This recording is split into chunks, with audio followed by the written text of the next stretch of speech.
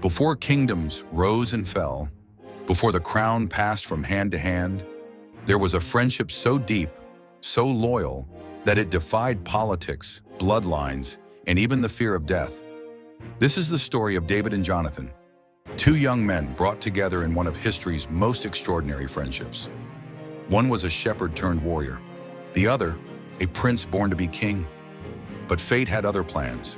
It all began during the days of King Saul, the rise of David, and with a victory. The Philistine warrior Goliath, 9 feet tall and terrifying, challenged Israel's army every day. And every day, no one dared fight him, until David, a young shepherd and a nobody to all on that faithful day. But with deep faith and fierce courage, David took his sling, faced the giant, and won. When he returned to the camp, with evidence of his defeat of the giant in hand, Jonathan, the eldest son of King Saul, watched in awe. David was no ordinary warrior. He had something more, God's favor. That very day, an immediate brotherly bond was formed. Their relationship was one of the most profound friendships in the Bible. The Bible would say that Jonathan became one in spirit with David, and he loved him as himself. 1 Samuel 18:1. They weren't just allies. They were kindred souls, brothers in heart, not by blood.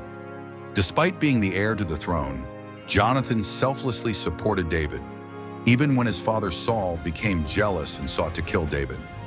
Jonathan took off his royal robe and gave it to David, along with his armor, sword, and bow. A symbolic act of loyalty, respect, and love. It wasn't a political move, neither was it flattery. It was a covenant friendship, a sacred bond sealed with trust.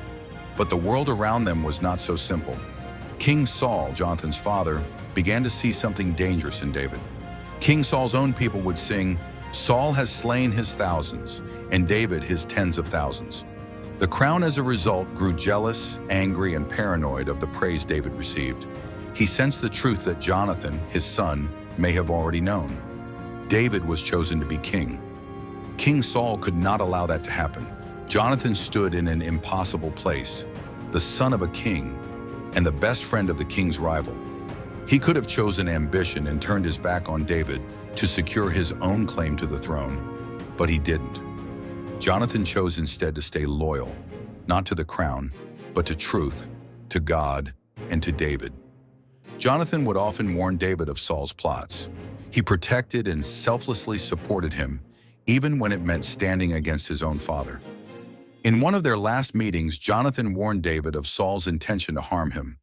With David's life in danger, Jonathan helped him escape. "Go in peace," Jonathan said, "for we have sworn friendship with each other in the name of the Lord." 1 Samuel 20:42. Time passed and David became a fugitive, hiding in caves, wandering the wilderness. Though Jonathan returned to the palace, loyal to his father, he remained faithful to the awareness that David would one day be the king of Israel. They met only once more, briefly, in the wilderness of Ziba, where Jonathan's final words, filled with faith to David, was a reaffirmation of David's path to the throne. Jonathan would never live to see David become king.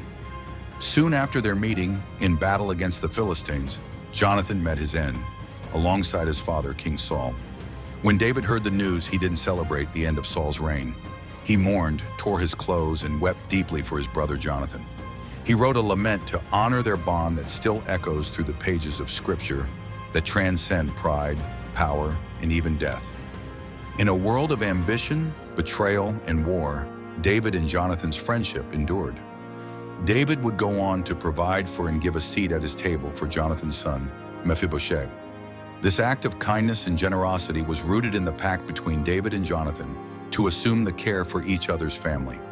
They chose covenant over comfort, loyalty over legacy. Their story and its lessons still speak today. It reminds us that true friendship is selfless and can demand personal sacrifice.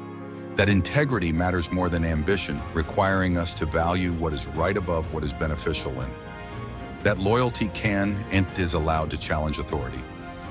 Jonathan respectfully opposed his father's unjust actions, demonstrating that moral duty can at times require resisting those in power.